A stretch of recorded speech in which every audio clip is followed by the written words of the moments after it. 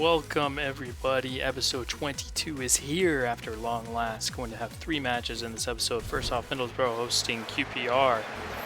Look at the league table, QPR in 8th and Middlesbrough, the league leaders, running away with it, 82 points. Looking at Middlesbrough, they've got a league top goal scorer, Stuani, Downing behind him, and a formidable midfield, of course. Matt 10's QPR, Charlie Austin, Yassi Zardes going to play stag right with him, and Diakite and Farland behind them. Matis Boli gets his start on the right-hand side. And we are underway playing a custom stadium here, ladies and gentlemen, using Blackburn Rovers Stadium. Just taking advantage using the stadium server. There's Ledbetter. It's basically been Mr. Consistent this season for the side. There's Adoma. You can just try to beat for pace, but you've got a really fast player in Joshua King, and Traore also just as fast. King switches this over to Perch. Perch, one-time pass to Zardes. Nice hook up here. Zardes right away with Charlie Austin, and Austin is running as Zardes in the box. Uh-oh. Zardes hit that right at the keeper, unfortunately. Corner for Middlesbrough. Oh, it's not out yet. And just like that, less than 6 minutes into the match, there's a mix-up in the defense. Where was Rob Green on that corner?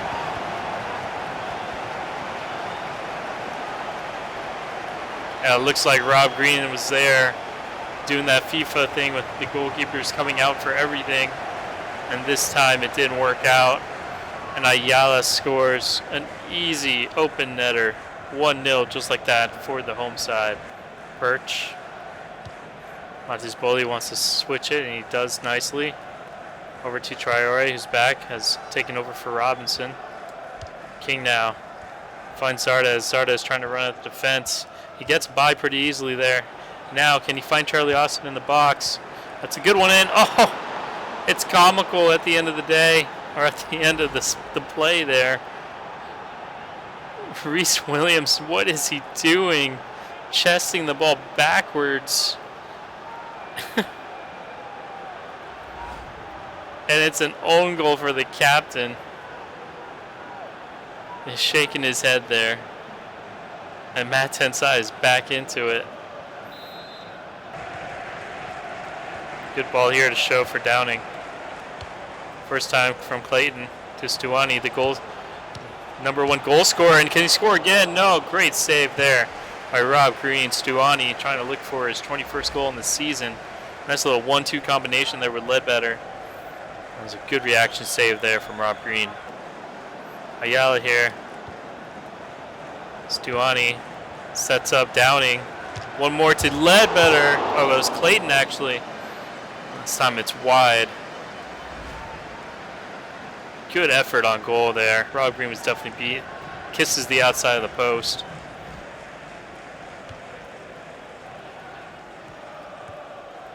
Zardes pressuring Damia did well. High pressure defense here from Matt 10. And Austin reads that very nicely. He's 1-on-1 with the keeper. Can he score? Austin, oh, hits the crossbar. Zardes, though, oh, he kicks it right at Reuter. Oh, don't start that again. Perch one time over to Matis Boli. Nice little move there, Matis Boli. Plays it inside Charlie Austin. Austin for the late run. Oh, Zardes gets lucky. Zardes, oh, what a save by Reuter. Oh, what a fantastic save that was. Farland wants to switch it over. It's well read, though. Here's Ledbetter. Oh, that's a poor pass. Gustav Engvall. Engvall! Oh! This weaker right foot, but good effort nonetheless.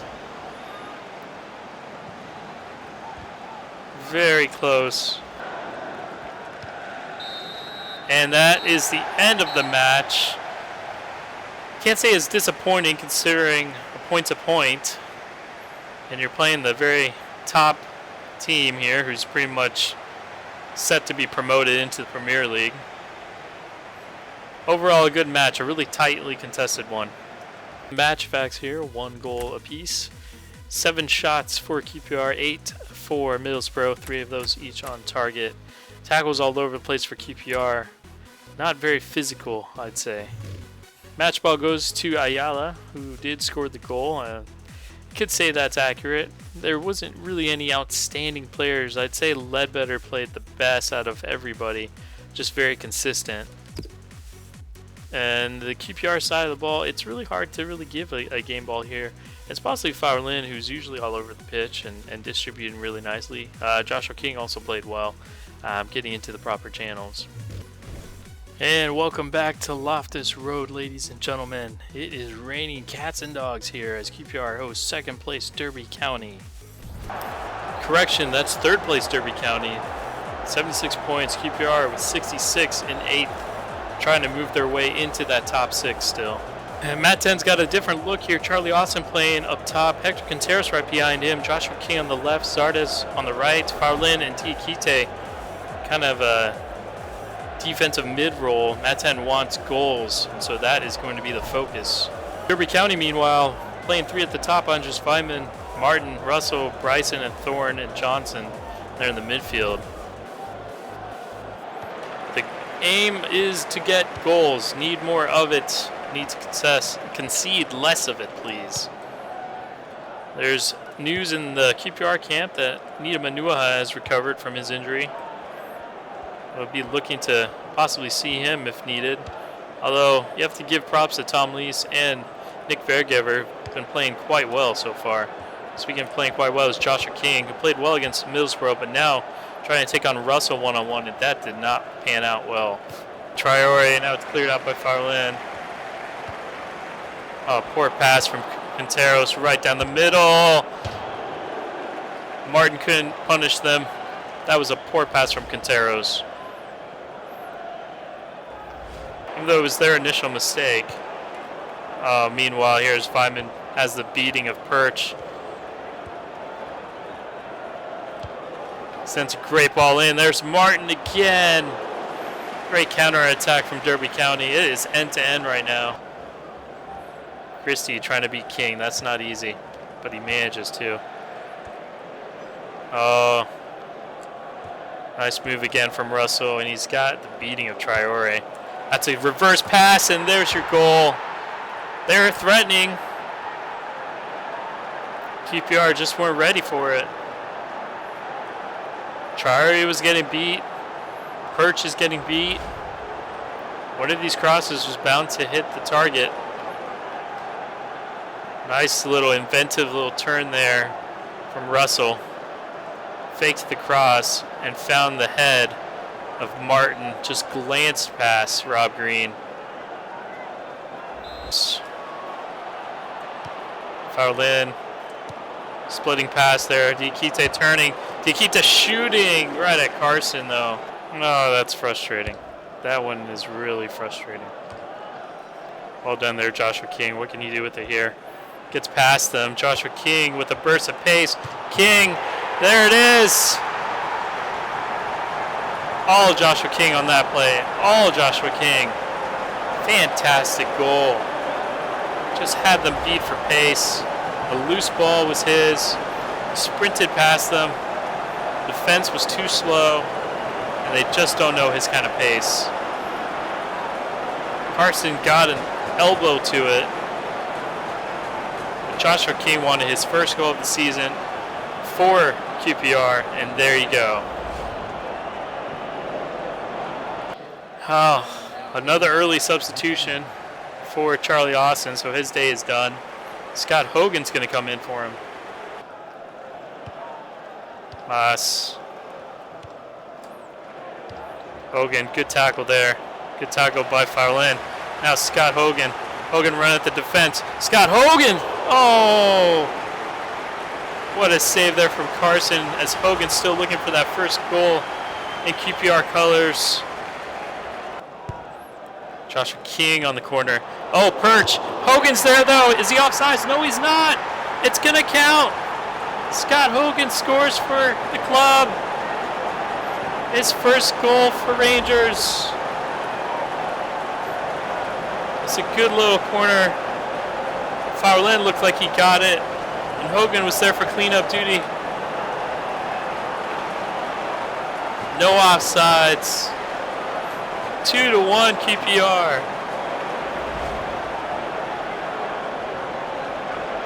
His first goal for the club. And not a moment too soon. Perch did well. Not sure what Perch was thinking there. There's Martin. Martin! Oof. Oh, man, that was another one. Good effort here from Martin, and great save by Rob Green. Just getting ready. Maten may make another substitution here. Tikite. Looking for Zardes. Shackle now being pressured by Zardes. Great read there. Zardes, can he clinch it for QPR? One-on-one. What a save by Carson. Oh, how did he save that?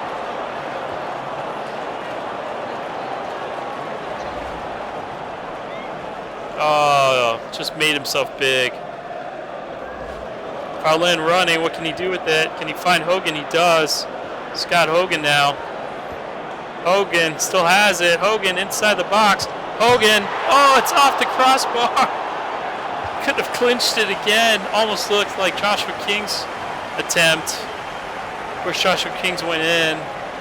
Hogan tried to go far post with his left foot. Darren Bent. Tom Lees now boots it away. His head. Oh, Bent somehow got to it, and that'll be the last kick of the match. A huge victory for Maten's QPR. The hero today is Scott Hogan. Rob Green was great in the net. Just a fantastic match overall. Maten switched up formations multiple times. Got to give credit to Scott Hogan, who's come in for Charlie Austin and showed that he can score goals despite not being rated as high as most players. And let's take a look at the match facts. 2 goals for QPR, 1 for Derby County. 8 shots for each team, only 3 on target for Derby County, but 6 on target for QPR. That made all the difference. 2 fouls for Derby County as well.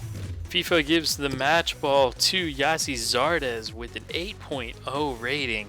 Fantastic play from Yassi Zardes today. And Scott Hogan, of course, getting a 7.2 up there. And you see Maten switched up the formation from a 4-5-1 attack, 4-5-1 defense. Eventually put Sandro right there in the middle, and we were able to hold on for the victory.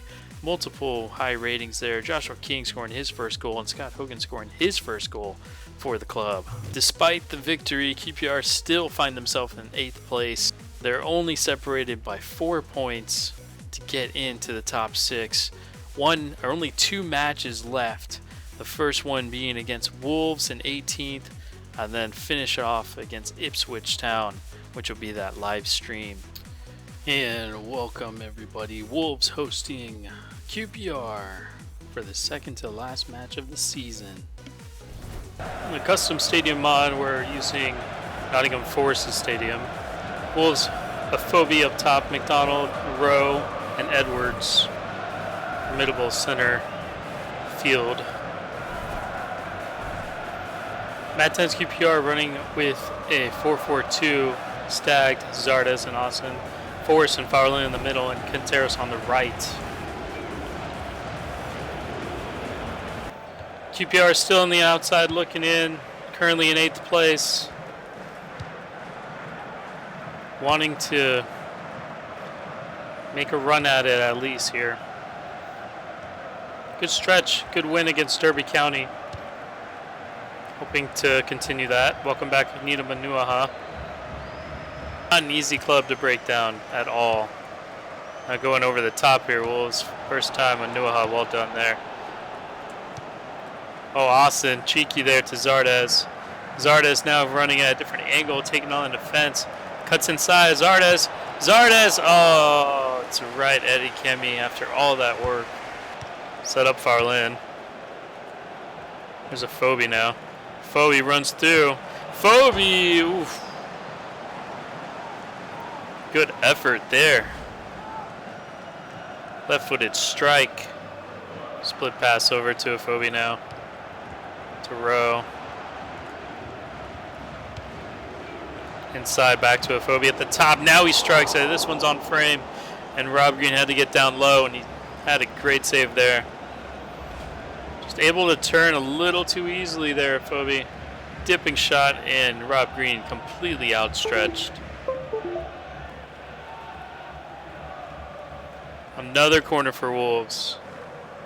Training ground play here, looking for Afobe. Heads it inside, chips over. Not quite out yet. Left-footed volley from Henry.